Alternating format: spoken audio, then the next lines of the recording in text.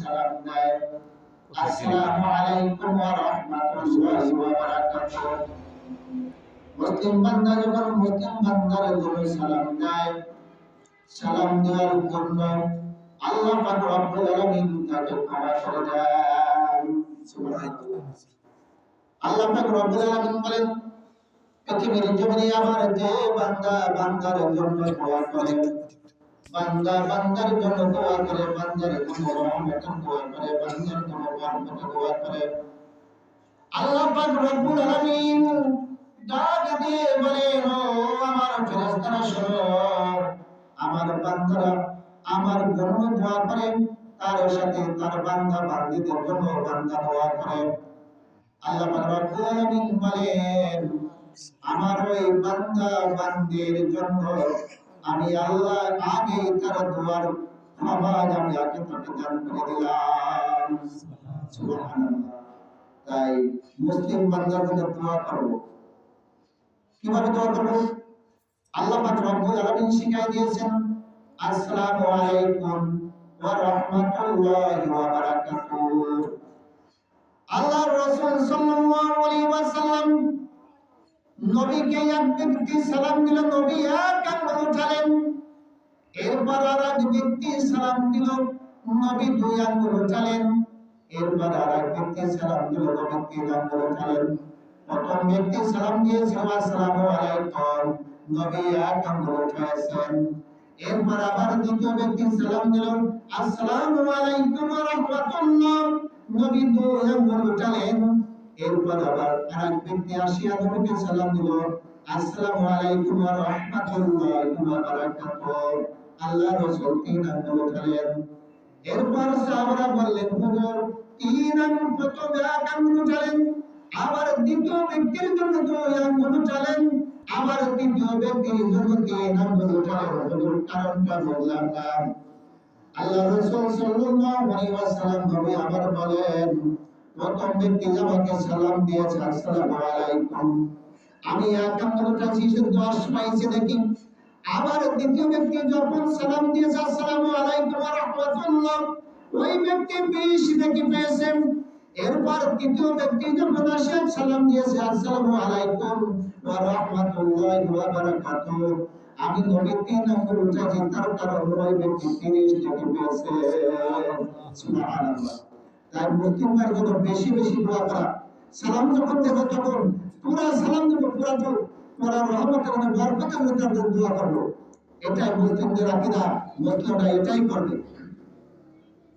আমরা যখন বাড়িতে যখন যাব, বাড়িতে ছেলে মেয়েদেরকে সাথে সালাম দিব, ছেলে মেয়েরা মা বাপকে সালাম দিবেন, স্ত্রী তার স্বামীকে সালাম দিবে, স্বামী তার স্ত্রীকে সালাম দেবে, বাড়িতে শান্তি পয়দা হয়ে যাইবে, আল্লাহর রহমতের বাড়ি হইবে, বাড়িতে শান্তি ফিরে আসবে। সালাম দেওয়ার কারণে বাড়ি শান্তি ফিরে আসবে। স্ত্রী তার স্বামীকে সালাম দেবে, স্বামী স্ত্রীকে সালাম দেবে। মা যে মা সন্তানকে সালাম দেবে, সন্তান মাকে সালাম দেবে।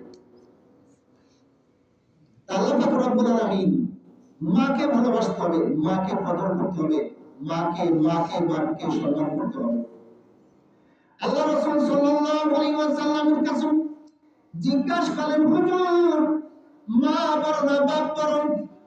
নবী আমার বললেন মা বড়। এরপর আবার জিজ্ঞাসা করা হলো, হুজুর মা বড় না বাপ বড়? এরপর নবী বললেন মা বড়। এরপর আবার জিজ্ঞাসা করা হলো, হুজুর মা বড় না বাপ বড়?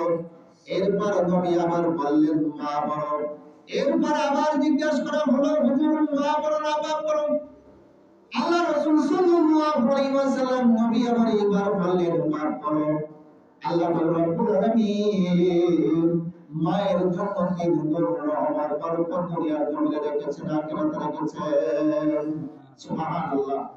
মায়ের গুণ তিন। আল্লাহ রাব্বুল মা বেশি সন্তানকে ভালোবাসে, মা বেশি কদর করে ভালোবাসে সন্তানের জন্য। মা এমন একটা সম্পদ, আমরা তাই দুনিয়াতে আমরা মা বাপকে কোরআন দিয়ে ভালোবাসবো। যারা হারায় ফেলেছে তাদের জন্য কাঁদবো, তাদের জন্য দোয়া করবো, সদকা জারিয়া করবো। আর যাদের সামনে আছে মা বাপ, তাদেরকে খুব ভালোবাসবো, কোরআন দিয়ে ভালোবাসবো। আল্লাহ রাসূল সাল্লাল্লাহু আলাইহি ওয়াসাল্লামের একজন সাহাবী আলকামা মৃত্যু সজ্জায় পাঞ্জাবার সে আলকামা মোমন অবস্থায় পাঞ্জাবার হওয়ার সঙ্গে সে আলকামা মৃত্যু হয়ে যায় অবস্থা।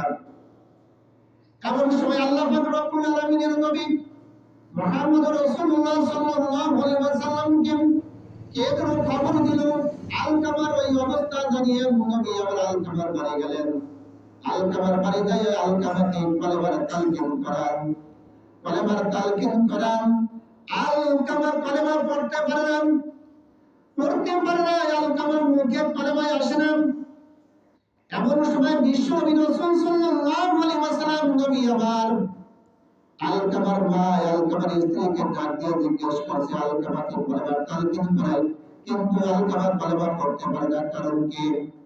এর কারণ কি? আলকামার ব্যাপারে তোমাদেরকে কিছু জানা থাকলে বলো। কেউ কথা বলে না।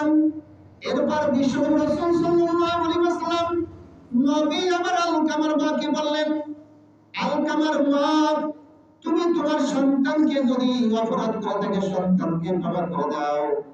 আলকামার মা বলছে, হুজুর, আলকামা আমার সাথে এমন খারাপ ব্যবহার করেছে, আমি আলকামাকে ক্ষমা করব না। আলকামা আমার সাথে খারাপ ব্যবহার করেছে, আমার কাছে খারাপ ব্যবহার করেছে, সে বইয়ের কথা শুনিয়া আমার সাথে রাগান্বিত করেছে, সন্তানের কথা বলেছে, তাই আমি আলকামাকে ক্ষমা করব না। আল্লাহ রাসূল সাল্লাল্লাহু আলাইহি ওয়াসাল্লাম নবী আমার সাহাবাদেরকে ডাক দিলেন, ও সাহাবারা শোনো, ওই চুলা থেকে কাঠ কেটে আনো। সাহাবারা কাঠ কেটে এনে লাঠি দিয়ে আগুন ধরায় দাও, আমি আলকামাকে আগুনের ভিতরে দিয়ে জ্বালায় দেব। সাহাবারা লাঠি গোছালেন, আগুন ধরায় দিলেন। এরপর আলকামাকে আগুনের ভিতরে ফেলাবেন।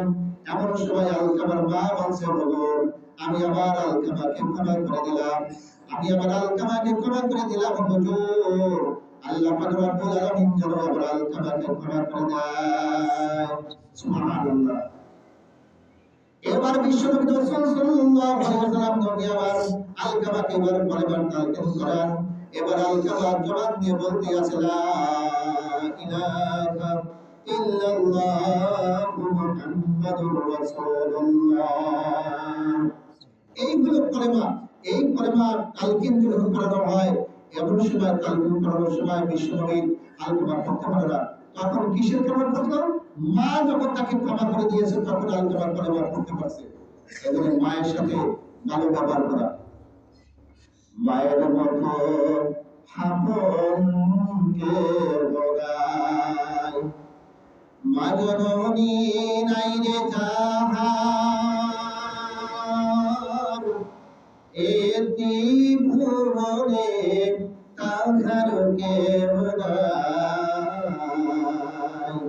নাই রে। মায়ের মতো আপন কেউ নাই। 10 মাস 10 দিন রাইকা পেটে মাঝে আমার কত কষ্টে,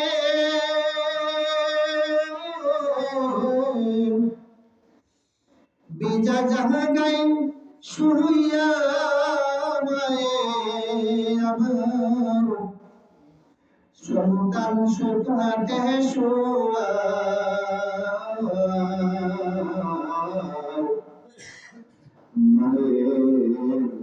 মায়ের মতো আপন কেউ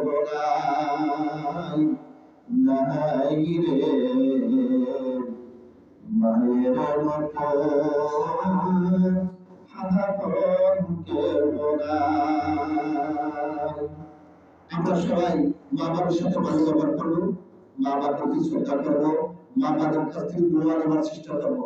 মা বাবার কাছে দোয়া নিলে আল্লাহ পাক রব্বুল আলামিন দুনিয়ার জিন্দেগি আখিরাতের জিন্দেগি আমাদের কামিয়াব করবেন। সুবহানাল্লাহ। আল্লাহ আমাদের সবাইকে তৌফিক দান করেন। আমিন।